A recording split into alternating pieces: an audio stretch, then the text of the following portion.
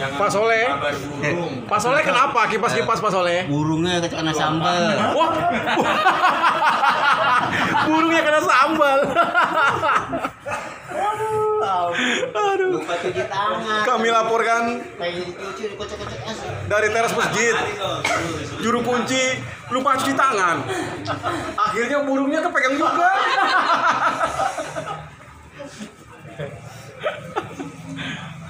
Malu ini WA masuk ke masjid. Iya, direndam dulu. Itu hari semalam baru. Season kedua ngopi.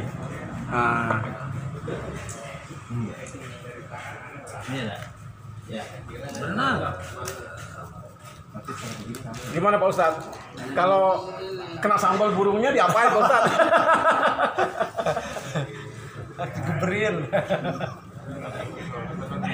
Jangan kirim sama apa ya Pak Hasan, ntar Pak Hasan tawain lagi saya. Di kucing tidur, ketawa dia katanya burungnya kepanasan.